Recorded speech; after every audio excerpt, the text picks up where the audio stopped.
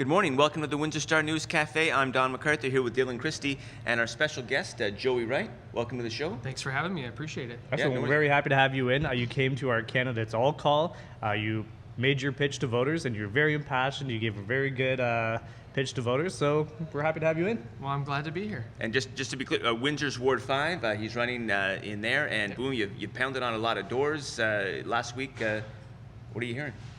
I'm hearing a lot of good responses for people that I talk to. I'm sure you've heard from other candidates. A lot of people are talking about NWIN. A lot of people in my area, especially the seniors and young families, are really talking about Transit Windsor. They really want to see improvements. They really want to see something done about that. And a lot of talk about a regional transit system. A lot of people, they want to be able to access Tecumseh, they want to be able to access LaSalle and the county, and it's really coming up a lot more every door I go to. Now, unlike a lot of candidates, I mean, you take the bus, you rely on the bus, so talk about its strengths and weaknesses and its importance. Well, its importance because transit is generally considered one of the biggest barriers towards poverty.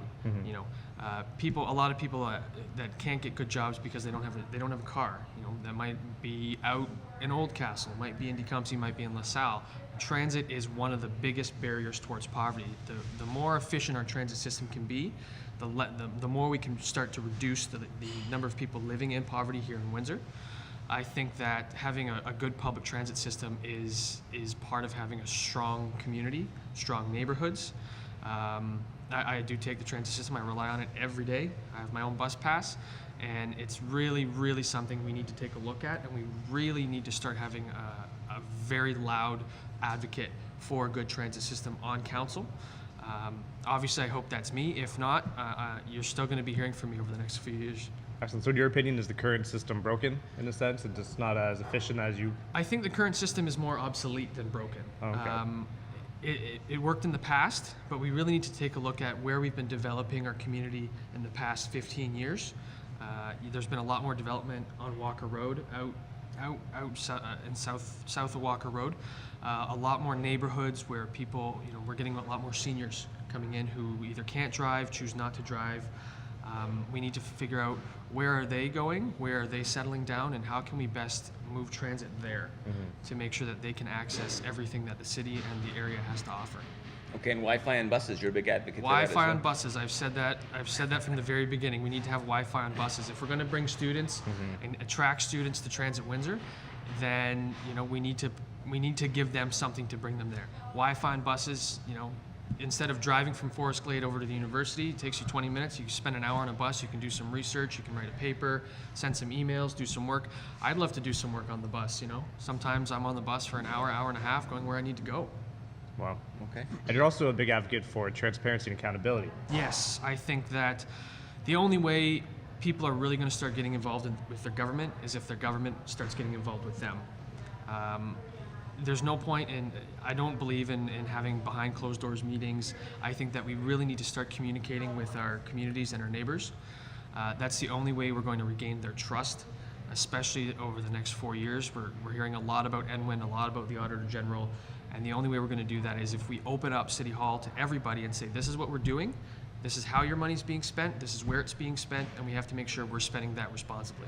Okay, you have one transparency pledge. If you do get elected to council, you promise you're only going to run for one more term? I will only, if I'm elected once, I will only run for City Council Ward 5 for one more additional term, yes. And why is that? To help foster an atmosphere of bringing in new ideas. Okay. The only way we're going to bring in new ideas and bring in new people is if it's a self-imposed term limit for myself. But I really think that we need to start you know, giving incentives for people to run for council. A lot of people, you know, they say it doesn't affect them, doesn't belong to them. I don't think that's true. So by only being a 2-term councillor, it's definitely helping to attract people and to get people involved to run if I choose not to. Yes, get some new blood, some turnover, and because the power of incumbency is it's a hammer, and people once they're in, they can stay there forever. Oh, it's huge. See Bill Mara. Bill Mara, Fulvio Valentinis, you know, they've been there for a number of years, number of terms, and I thank them for all of their hard work. But, you know, a lot of people I talk to say we need new blood on council, we need new people on council, and And if you have councillors who are going to be there for 3, 4, 5, 6 terms, you're not going to get that. And you talked about posting your votes, holding community meetings too. Yep. Part of my platform is to have town hall meetings throughout the ward 3, 4 times a year, just to be able to talk to the community, talk to the neighbors, hear what their issues are and how I can best solve them.